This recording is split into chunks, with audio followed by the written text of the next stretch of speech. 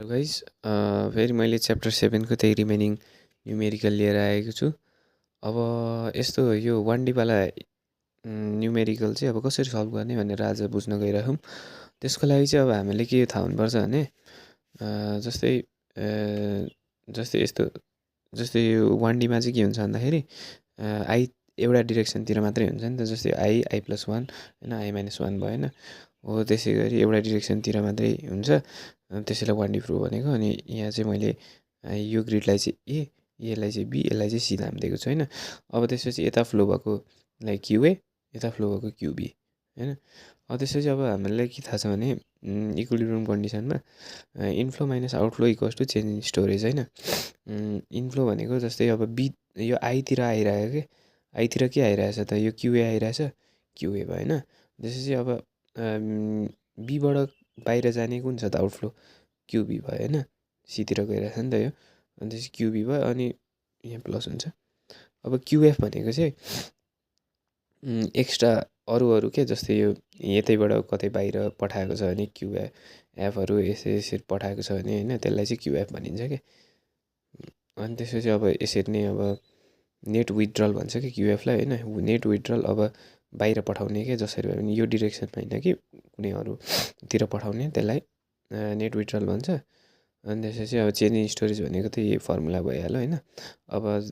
अब यहीँबाट यही फर्मुलाबाट चाहिँ अब हामीलाई यो फर्मुला छ नि, यो फर्मुला कहाँ गयो, यो फर्मुला हो। यही फर्मुलामा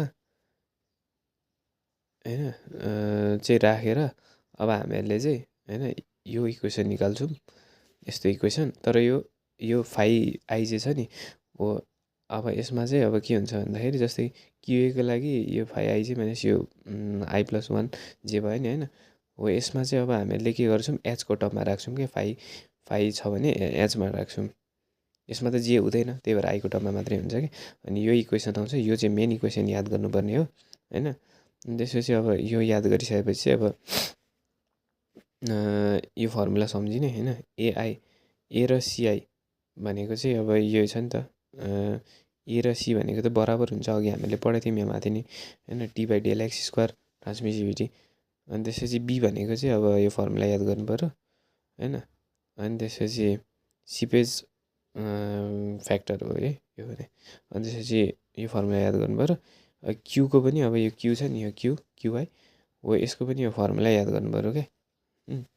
अब एचआई भनेको चाहिँ कस्तो हुन्छ भन्दाखेरि एचआई चाहिँ यहाँ क्वेसनमा दिएको हुन्छ कि कस्तो हुन्छ भन्दाखेरि जस्तै यहाँ यो क्वेसनमा हेरौँ त, यो 3टा ग्रिड छ नि होइन, 1 2 3 ग्रिडमा हो। यसलाई चाहिँ एचआई भन्छ क्या, यसलाई चाहिँ एचआई।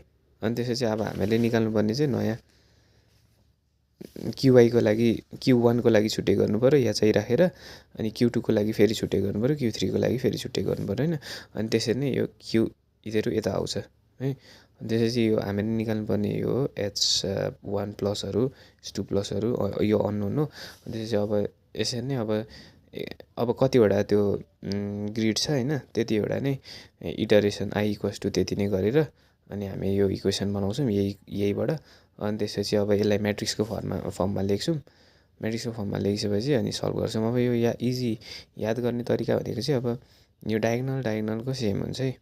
जस्तै यहाँ 1 बाट स्टार्ट छ नि त होइन, बी जस्तै एबिसी छ होइन। फर्स्टमा ए हुँदैन, फर्स्टमा B1 हुन्छ होइन। त्यसपछि B2 B3 B4 B5 गर्दै जान्छ। त्यसपछि त्यसको तल A2 1 हुँदैन फेरि यसमा होइन, A2 A3 A4 A5 हुँदै जान्छ होइन। डायगनल हुन्छ। अनि बाँकी टर्म चाहिँ 0 हुन्छ कि। ए आयो यहाँबाट होइन, मेन डायगनलबाट चाहिँ बी आयो, अनि त्यसको मुनि ए आयो, त्यसको माथि सी आयो क्या। त्यसरी याद गर्न सकिन्छ। अनि त्यसपछि अब मेन फर्मुला भनेको चाहिँ यो याद गर्नु पऱ्यो क्या। ए भनेको यो होइन, बी भनेको यो, क्यु भनेको यो। नेट विथड्रल दिएको छैन भने क्युको भ्यालु 0 हुन्छ। त्यसरी याद गर्नु। त्यति गरेपछि अनि यो म्याट्रिक्स बनाइदिएर सकिहालिन्छ है त। हस्, थ्याङ्क यू।